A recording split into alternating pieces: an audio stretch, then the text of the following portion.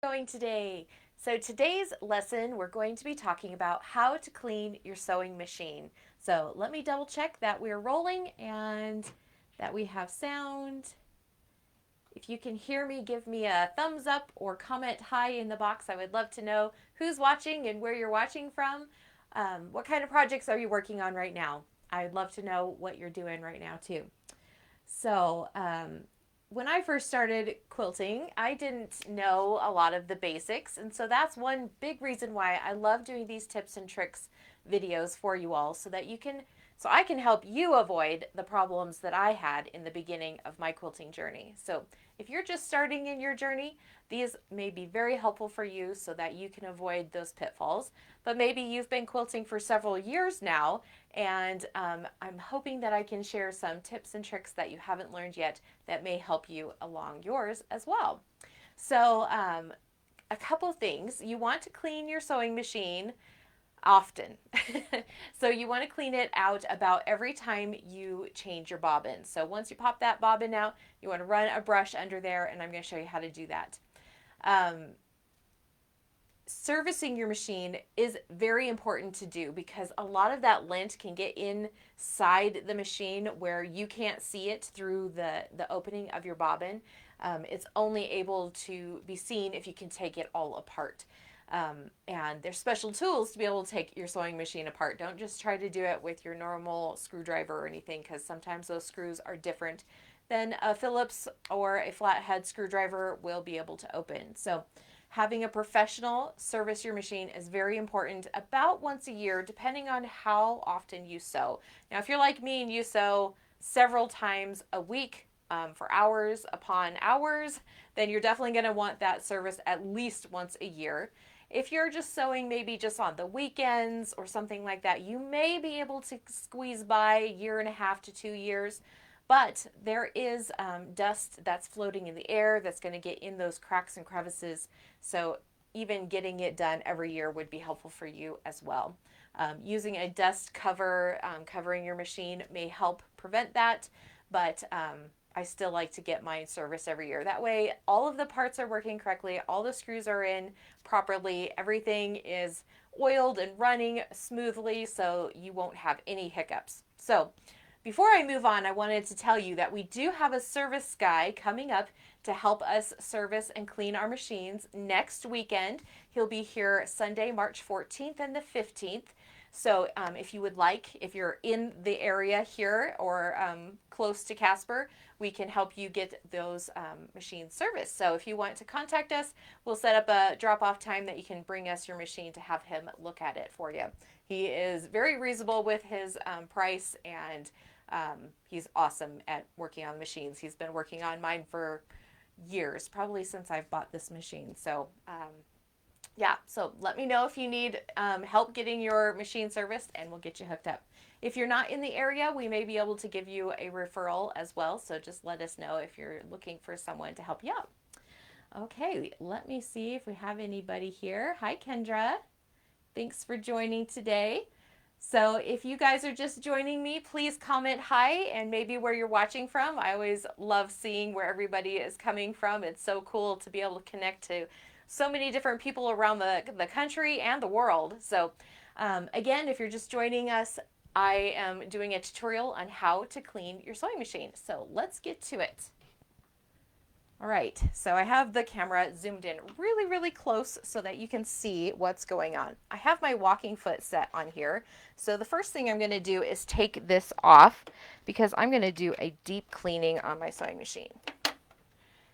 Now, if you are just, say you ran out of your bobbin, you could just clean out this area here. So I take this off, take my bobbin out, and then this cover will slide off. Now, your machine might be a little bit different if your bobbin case is in here on the front, a front loading bobbin, but this is a drop-in one. So I just take this little part out, and I'll take my little brush and just brush any lint that's on it off just a little bit. Oh, let me see if I can get that so you can see it. Okay, so just kind of brush that off. Usually there's not a whole lot. Now you could blow on this kind of away from your sewing machine so you don't blow all the lint that's on there inside. That's a very important tip. You don't want to blow or spray a can of air inside a domestic sewing machine because there's all of these gears and things inside the sewing machine that you can't get to, that you may push all of that stuff inside and it will get gummed up and could prevent the gears from running smoothly. So now I'm just going to take my brush and swipe it around the inside of that bobbin casing and get all that lint out of there. Now it's not too bad, but sometimes it gets pretty built up depending on how linty my fabric is or the thread is. So using a thread that isn't linty like Aurifil or something similar is very helpful. And then I'll just take my brush and kind of run it around all the crevices and grab anything that I can see. My machine, right down in here on the side of this part that the bobbin case sits in, it just loves to gum up all of the lint right inside of there. And it's so hard to get to. So what I do is spin my wheel here a little bit so I can get to that point.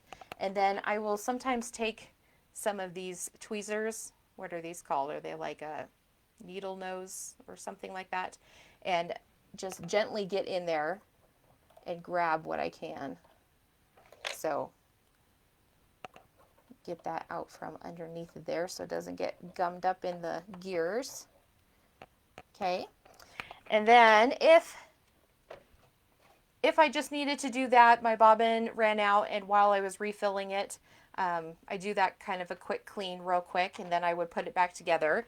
But once in a while, and maybe a good rule of thumb would be that when you run out of your top thread, maybe your spool ran out, that you clean back in here. So I'm going to take my thread, and it's important to clip it at the top of your machine and then pull it out the way that it would run if it's going through your needle. Don't pull it backwards if possible, because that can pull gears and other little things out from where they're supposed to be.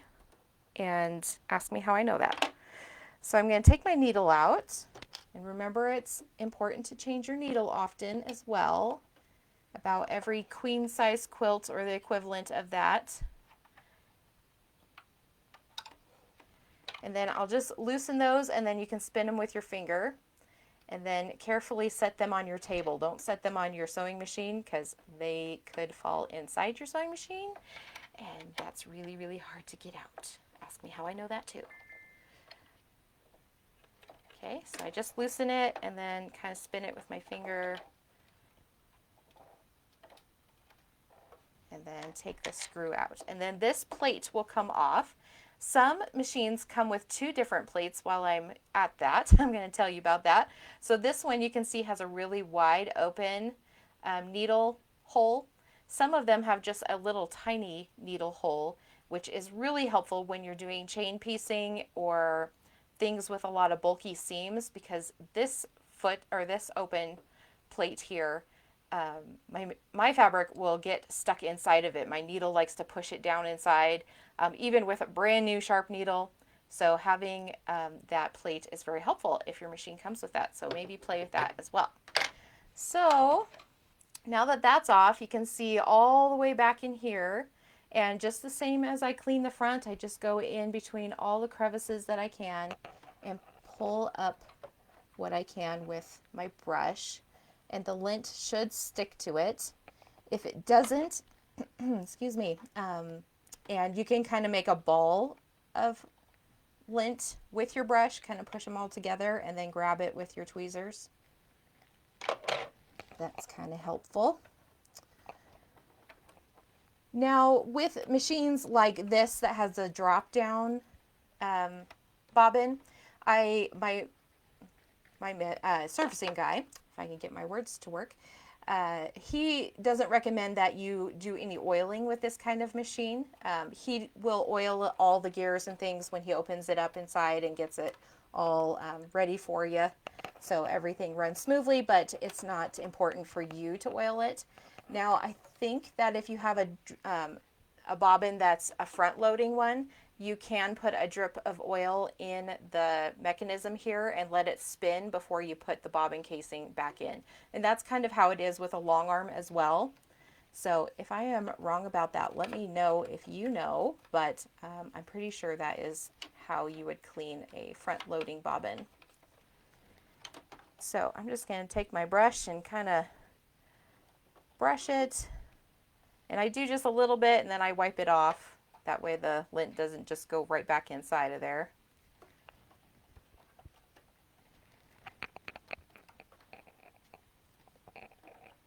And I've got a little chunk right there I can see, so I'm going to try to grab it. Ooh, got it.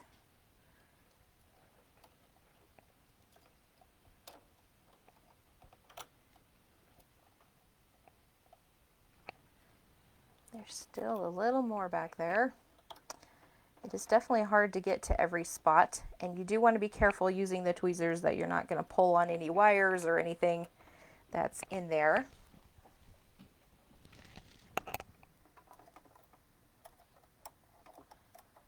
This machine has an automatic cutting mechanism, and so sometimes those threads get stuck in there that were cut.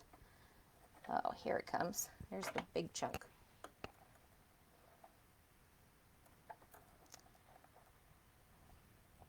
There we go. And spinning this around can help you be able to see inside of there. Clean everything up the best you can. Just make sure you don't blow inside of it.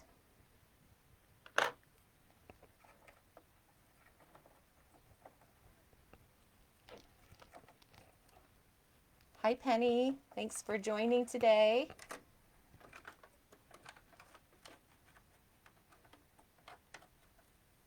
Ooh, see, there's a bunch of threads back there. This is kind of satisfying to clean it out. It's kind of like one of those videos that you might just binge watch on Facebook when you watch them do their cleaning.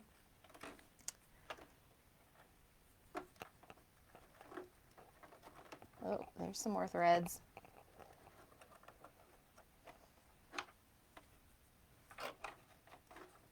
So your machine should have come with one of these little brushes, but if it didn't, you can find them on Amazon, really inexpensive. My grandma, I believe, used a pipe cleaner to clean out all of her crevices in the sewing machine. So you could try that.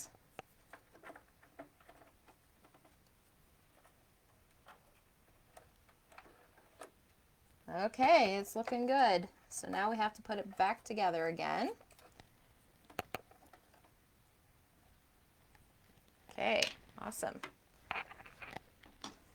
So now I'm going to put this back on first, and I'm just going to put the screw in with my fingers first. Sometimes it takes a little bit to find that groove. There we go. And spin it in, and then we'll tighten it once we get the other one in.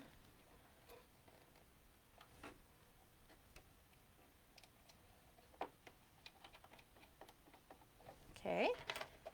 And then your machine should have come with some kind of a screwdriver, some kind of tool like this.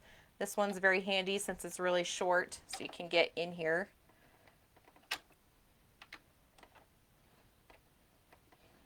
And then you just want it snug. You don't want it too tight. Your machine will tell you when it's done. Okay.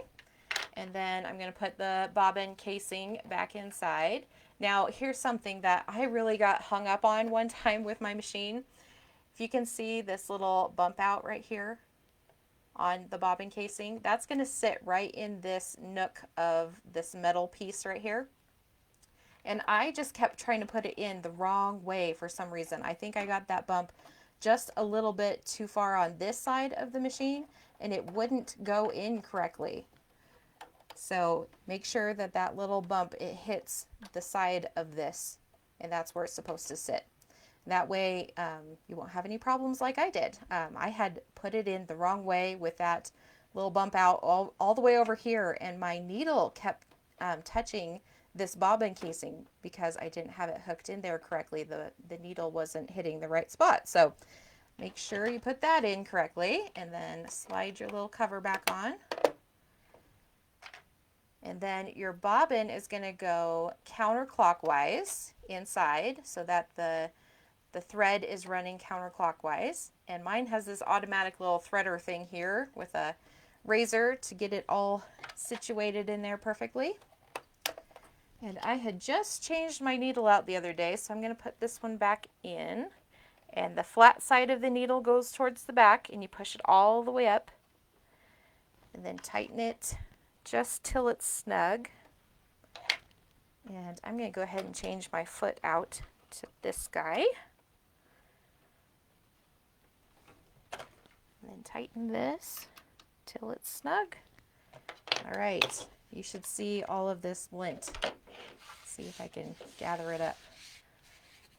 And this was pretty much just from one project that I did yesterday, working on binding on a king size quilt. So look at all that. So make sure you're cleaning out your bobbin case often. Maybe this will be your reminder to go ahead and do that today. And then I'm going to re-thread my machine so I'm ready to go.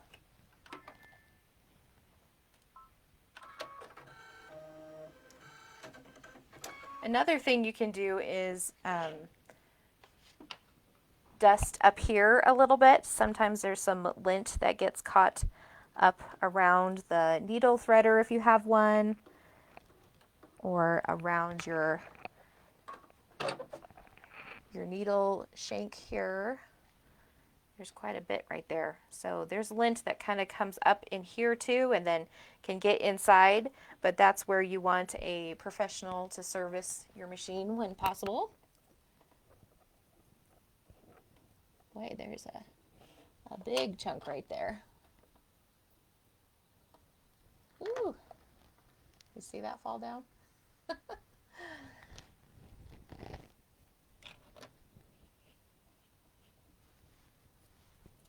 All right, much better.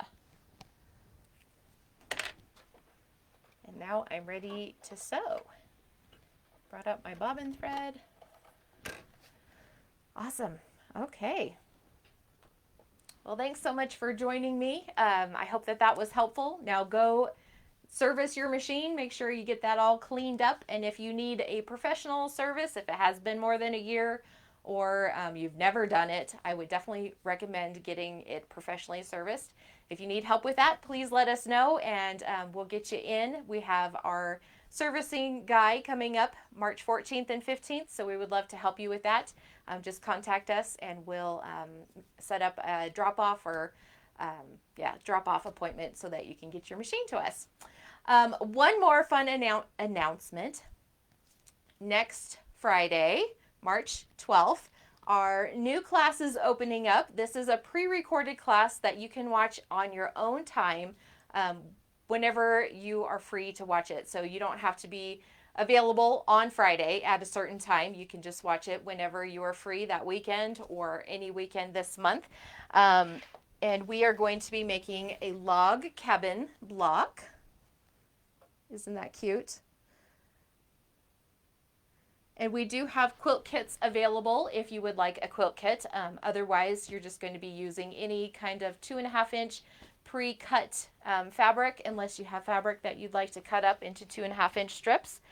And we're going to go through lots of different layout ideas that you can play with this block. This block is one of my very favorites to do. It's so much fun. It's so easy. If you're a brand new quilter, or maybe you're just curious about quilting, this is a great class for you because we're going to teach you the basics of quilting, how to get your sewing machine set up, all the things. So using this website platform that we have, it's so awesome because you can go through each lesson step by step, and it breaks it down super easy and simple for you, so you won't be overwhelmed or anything like that. So if you have any questions, let me know. I would love to answer those for you. Otherwise, you can go to journeybackquilts.com and learn more and sign up. You can sign up today, and then the videos will be open and ready for you to watch starting March 12th. So I hope you guys have a great weekend. Enjoy this spring weather. If you're here in Wyoming, it's actually teasing us a little bit right now with this spring weather. It's so nice, but the snow will be coming back soon, I'm sure. So I'm enjoying this while we got it. So thanks again for joining me. Let me see if we have any questions or anything before I let you go. Hi, Sheila. Awesome. Okay, well, thanks again, guys, and we'll talk to you again next week. See ya.